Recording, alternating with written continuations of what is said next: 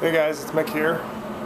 For those of you who watch me, if you remember a while back, I bought my daughter one of those Chinese Tao, T-A-O, I don't know how it's pronounced, I don't speak Chinese, but one of those Chinese ATVs, and we've had our first problem with it. Sorry about the noise, I'm right here on the highway, but anyway, to show you what happened, what I did is, she was riding it the other day, and the rear brake caliper locked up on it. So what I did is, there's two bolts in here, and I took those two little bolts out, and I was able to I had to take this tire off too, and I was able to tap the caliper off, and then get a C-clamp and push that piston back in. And then when I put it back on, nothing seemed to work right. So I even bled the brakes and everything, and still it just didn't seem to be working right. And the fluid that was in the system was kind of dark and kind of grainy looking almost. So I elected to go ahead and flush the whole system out. And I know the little cap here says you're supposed to use DOT4 brake fluid, but I had DOT3, and from what I understand, the only difference is the DOT4 will take a higher temperature, has a higher boiling point than the DOT3, and kind of from what I figured with this little ATV, I don't think we have to worry about those higher temperatures.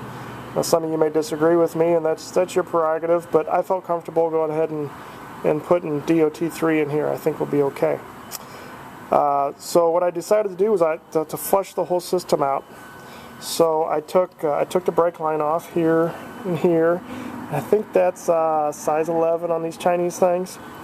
And I used a little syringe that I got here, one of these little guys, and I used it to flush this whole line out, get the old fluid out.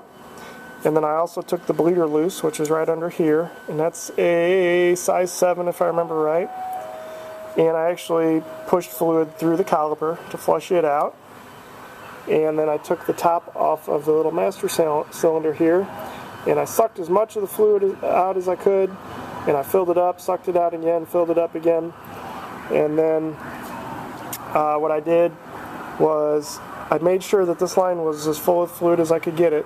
And what I did was I put this end back on, and I left this end off, and I used my little syringe, and I kept pushing fluid through this line until it came out of my bleeder. And then I went and hooked it back up here, and all while keeping my master cylinder here full.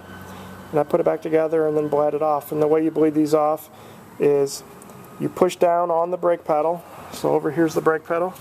Push down on the brake pedal, open your bleeder, close your bleeder, let up on the brake pedal, and then just keep repeating that process. So you push down on the pedal, open the bleeder, close the bleeder, let up on the pedal, and you keep doing that until you don't get any air out of here and your pedal firms up.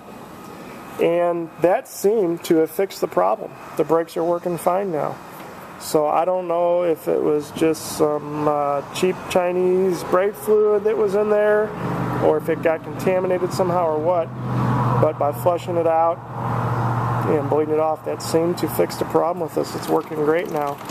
Also, I'll need to add into there, if you notice, I got my master cylinder cap back off here, but if you notice that it's leaking out the side a little bit, it appears, and I'm going to say it appears because I'm just looking at the way this thing is made, that's normal, because if it's overfilled, because if you look at the cap real close, it has a little notch cut in there. And with the way that sits in there, I'm assuming that is to allow it to overflow.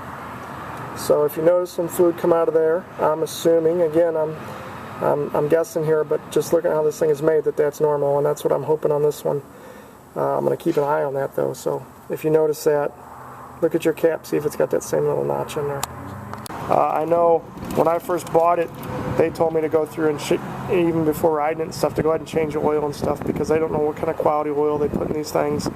And they even told me to, like with the engine oil, to change it real frequently, almost monthly, to make sure that this engine holds up. Because these things are cheap.